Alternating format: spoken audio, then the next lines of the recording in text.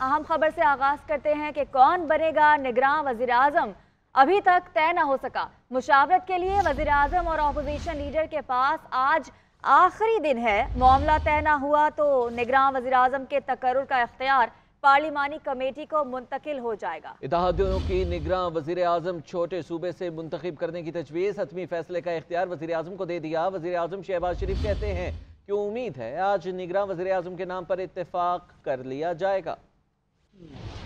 निगरान वज़ीर आज़म के लिए मुशावरत का आखिरी रोज। अबूरी वज़ीर आज़म छोटे सूबे से लाने की तजवीज़। इत्तेहादी रहनुमाओं ने वज़ीर आज़म को मुकम्मल इख्तियार दे दिया। निगरान वज़ीर आज़म के तकर्रुर के लिए वज़ीर आज़म और अपोजिशन लीडर के दरमियान मुशावरत का आज फाइनल राउंड होगा। वाज़ेह इम्कान है कि दोनों रहनुमा किसी एक नाम पर मुत्तफिक हो जाएंगे। असम्बली तहलील हुए आज तीसरा रोज है। आइन के मुताबिक वज़ीर आज़म और कायदे हिज़्ब इख्तिलाफ को 3 दिन के अंदर निगरान वज़ीर आज़म का ऐलान करना होता है।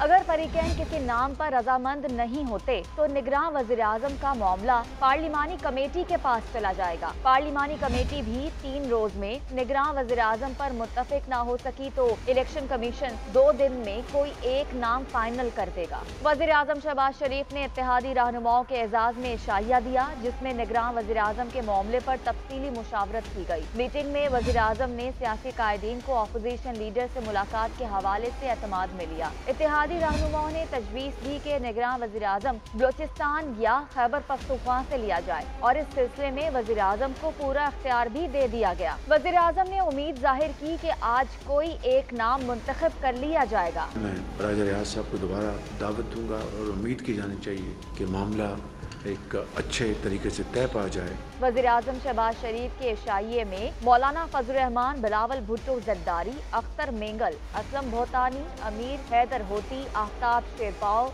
मोहसिन दावड़, इसहाक डार और ख्वाजा आसिफ समेत दीगर रहनुमाओं ने शिरकत। वज़ीर आज़म शहबाज शरीफ से सीनियर सहाफ़ियों की मुलाकात हुई है। मुलाकात में वज़ीर आज़म का कहना था कि इलेक्शन कराना इलेक्शन कमीशन का काम है, ताहम मेरी सोच है कि आम इंतखाबात जल्द अज जल्द हों। उनका मज़ीद क्या कहना था, जान लेते हैं अपने ब्यूरो चीफ इस्लामाबाद मियाँ शाहिद से। जी मियाँ शाहिद, बताइएगा, वज़ीर आज़म से सहाफ़ियों की गुफ्तगू हुई है, क्या कहा वज़ीर आज़म ने मज़ीद? वज़ीर आज़म मियाँ शहबाज शरीफ ने आज अलविदाई मुलाकात की है सीनियर सहाफ़ियों से। वो लंबी नशिस्त थी और जिसमें उन्होंने सैर हासिल गुफ्तगू की। उन्होंने कहा कि इलेक्शन कराना इलेक्शन कमीशन का काम है। मेरी सोच है कि आम इंतखाबात जल्द अज जल्द हों। इंतखाबात में नून लीग को मौका मिले तो नवाज शरीफ वज़ीर आज़म के उम्मीदवार होंगे। निगरान वज़ीर आज़म का दर्द सर 2 दिन का है, मुझे 1-2 दिन बर्दाश्त कर लें। निगरान वज़ीर आज़म के मामले पर अपोजिशन लीडर से आज दोबारा मुलाकात होगी। मामला हल हुआ तो ठीक, वरना फिर मामला पार्लिमानी कमेटी के पास जाएगा। पार्लिमानी कमेटी में मामला तय ना पाया कर सकी तो फिर इलेक्शन कमीशन देखेगा। कल रात हमारी इत्तेहादियों के साथ मुलाकात थी। मुलाकात में एक सियासी जमात के अलावा सब ने मुझे इख्तियार दिया है। उन्होंने आज गुफ्तगू में कहा कि सुप्रीम कोर्ट के कल के वाले फैसले से नवाज शरीफ की वापसी में कोई रुकावट नहीं है। 5 साल नाअहली का अरसा नवाज शरीफ मुकम्मल कर चुके हैं। मैं आज से नहीं 30 साल से फौज की आंख का तारा हूँ। वोट को इज्जत दो का हमारा नारा आज भी मौजूद है। मुश्तरका मुफादात कौंसिल का इजलास बुलाना मेरी जिम्मेदारी थी। मुश्तरका मुफादात कौंसिल के गुज़श्ता इजलास में इंतखाबात नई मरदमशुमारी के तहत कराने पर इत्तफाक हुआ। मुश्तरका मुफादात कौंसिल ने नई मरदमशुमारी पर इत्तफाक राय किया है। वज़ीर आज़म ने यह भी कहा कि बिजली की कीमतों में फी यूनिट कीमत 50 रुपए तक है। बहुत और शुक्रिया 50 मियाँ रुपए शाहिद, आपने अपडेट किया।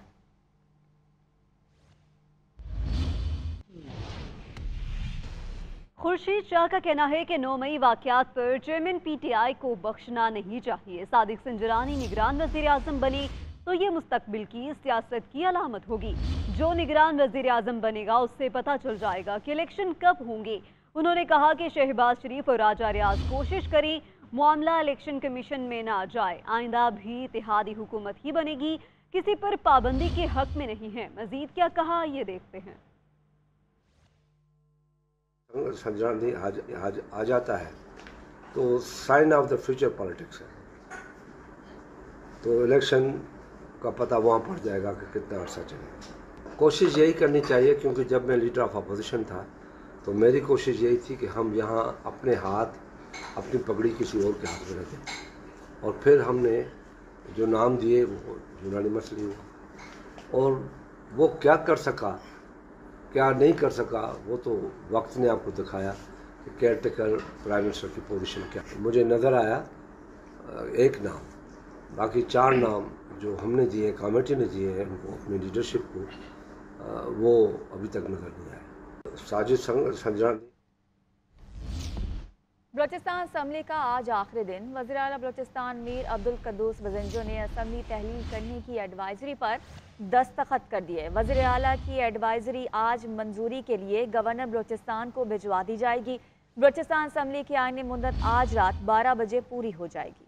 कबल अज़ वक्त असम्बली तहलील करने की सूरत में इलेक्शन के लिए 3 माह का वक्त होगा। असम्बली मुकर्ररा वक्त पूरा करके अज खुद तहलील हुई तो आइन के मुताबिक इंतखाबात 2 माह में कराना लाजिम है। इस वक्त ब्यूरो चीफ कोयटा रशीद बलोच हमारे साथ मौजूद हैं, उनसे मजीद तफसीलात जान लेते हैं। जी बताइएगा अब्दुल रशीद, इस हवाले से।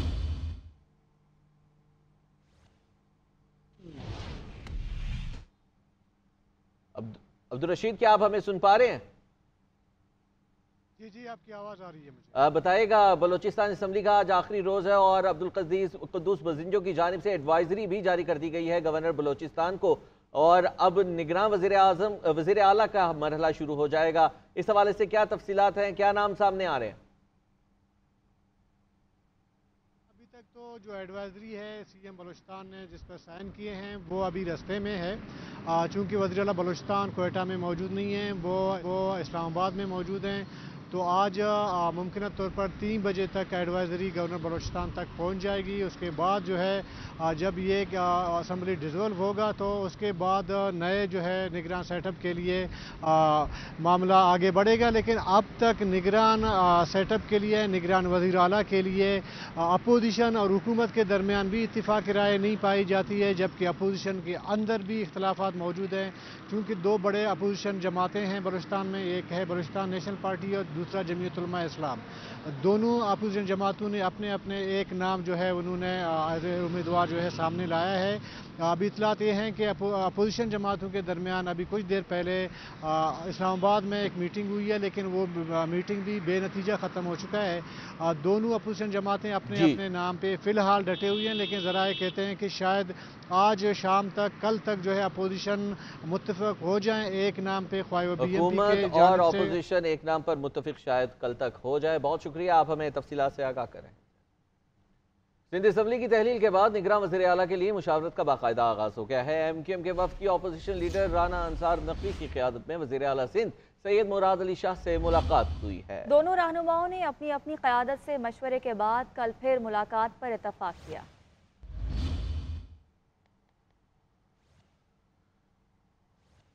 तो आपको बताएं इस हवाले से कि दोनों रहनुमाओं में अपनी अपनी क़यादत से मशवरे के बाद कल फिर मुलाकात पर इत्तफाक किया गया है। सिंध असम्बली की तहलील के बाद निगरान वज़ीर आला के लिए मुशावरत का बाकायदा आगाज हो गया। वज़ीर आला सिंध मुराद अली शाह का कहना है कि मेरी एडवाइस पर गवर्नर ने असम्बली तहलील कर दी है। उम्मीद है सिंध में निगरान वज़ीर आला का तकर्रुर इत्तफाक के राय से हो जाएगा। निगरान वज़ीर आला के तकर्रुर तक मैं सूबे का वज़ीर आला ही रहूँगा। मुराद अली शाह की चेयरमैन तहरीक इंसाफ पर भी तनकीद। बोले तहरीक इंसाफ की कोशिश थी कि ये सूबा ना चले। माजी के वज़ीर आज़म चंद मिनटों के लिए सिंध आते थे, वज़ीर आला को इत्तला ही नहीं दी जाती थी कि वज़ीर आज़म आ रहे हैं। चेयरमैन PTI ने सिंध हुकूमत और सिंध के अवाम को डिसऑन कर रखा था। इनके आर्टिकल 112 के मुताबिक मैं एडवाइस करता हूं कि असेंबली को तहलील किया जाए, और उन्होंने वो मेरी दरख्वास्त मानी।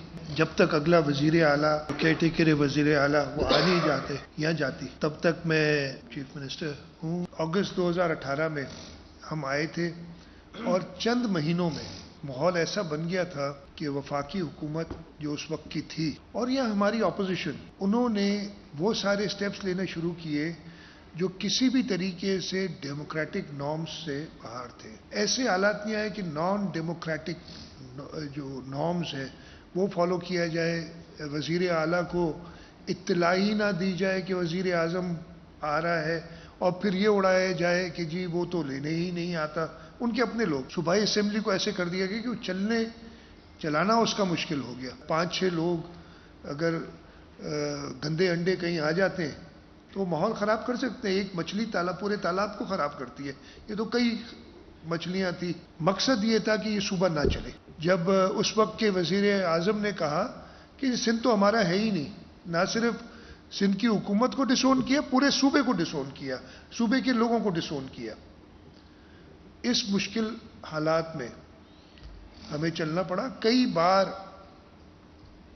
खबरें उड़ाई गई कि चीफ मिनिस्टर आज अरेस्ट हो रहा है या कल हो रहा है। बातें भी पुरानी हैं, आपके सामने है सारी, जिसकी वजह से चेयरमैन बिलावल भुट्टो जरदारी साहब को ये बयान देना पड़ा कि भाई अब भले जो आपने करना है कर लो, अगर चीफ मिनिस्टर अरेस्ट होगा तो जेल में भी वही चीफ मिनिस्टर होगा।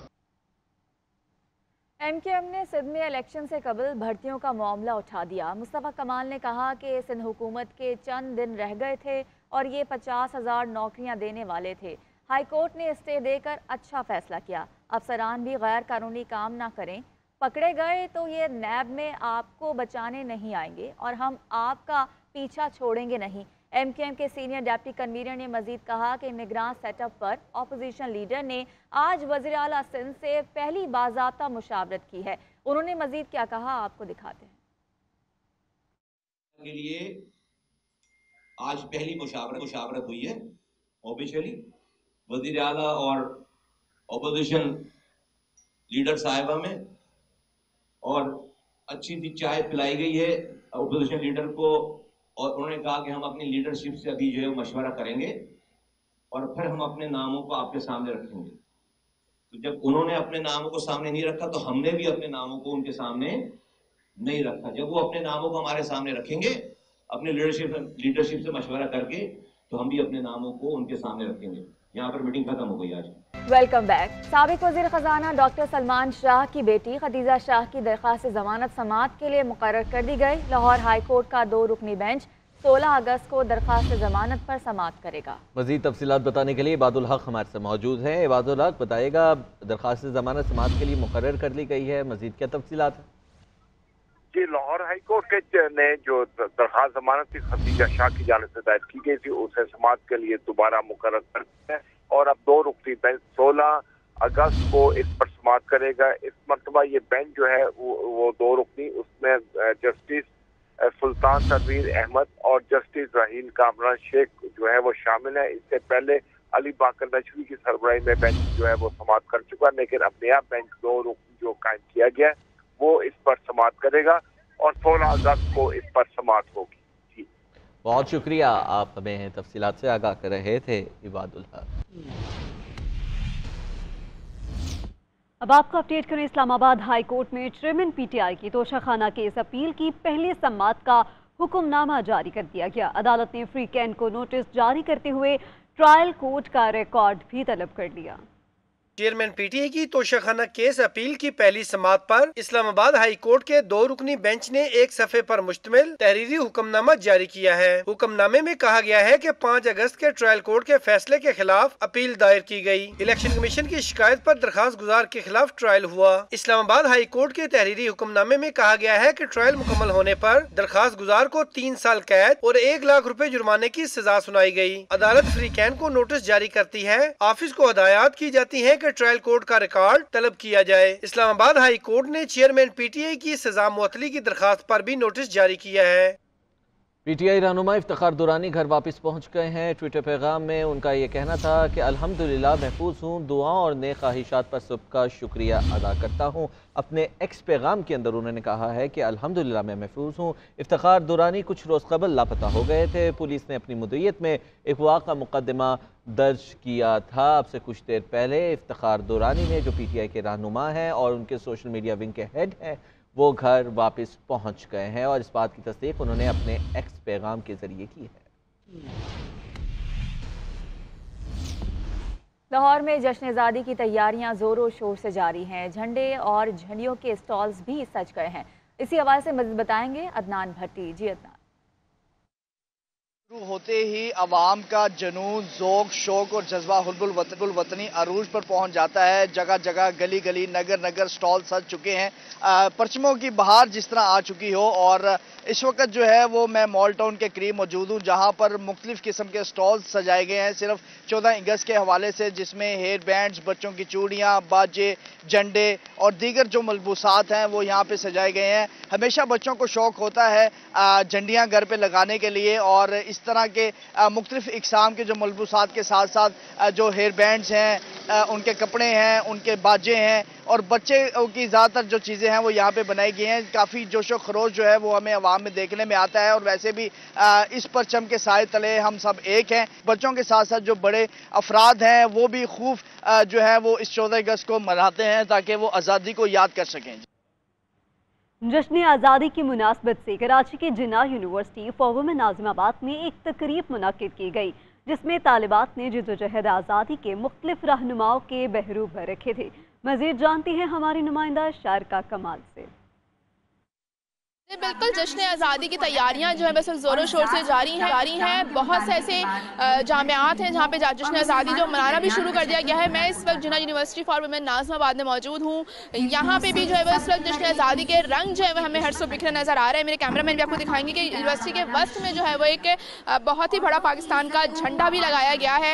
हर तरफ जो हमें स्टूडेंट्स भी जो हमें दिखाई दे रहे हैं वो हरे और सफ़ेद रंग के, उन्होंने सब्ज रंग के जो कपड़े पहने हुए हैं और उस वक्त काफ़ी अच्छा माहौल लग रहा है। टैबलोस पेश किए जा रहे हैं, मेरे नगमे से जो वो लोगों को गरमाया जा रहा है। तालिब इल्म जो तलबा यहाँ पे मौजूद हैं, तालिबात का ये कहना है कि हम जो है पाकिस्तान का नाम रोशन करना चाहते हैं। कुछ ने जो है वो मुख्तलिफ सकाफती गेटअप किया हुआ है, कोई बलोची सकाफत को रिप्रेजेंट कर रहा है, कोई सिंधी को कर रहा है, कोई उर्दू स्पीकिंग, तो कोई जो है वो KPK को रिप्रेजेंट कर रहा है। तमाम सूबों की भी नुमाइंदगी की जा रही है और साथ साथ जो है वो प्रोग्राम का भी इनेकाद किया गया। मेरे नगमे भी पढ़े जा रहे हैं, पाकिस्तान जिंदाबाद के नारे भी लगाए जा रहे हैं और ये कहा जा रहा है कि जो कुर्बानी जो हमारी बुजुर्गों ने दी थी, जिसके नतीजे में हमें आज़ादी मिली है, उसकी हमें कदर करनी चाहिए। और हम जो है वो तालिबात का ये कहना है कि पाकिस्तान का नाम रोशन करने के लिए खूब मेहनत करेंगे और पाकिस्तान का नाम पूरी दुनिया में रोशन करेंगे।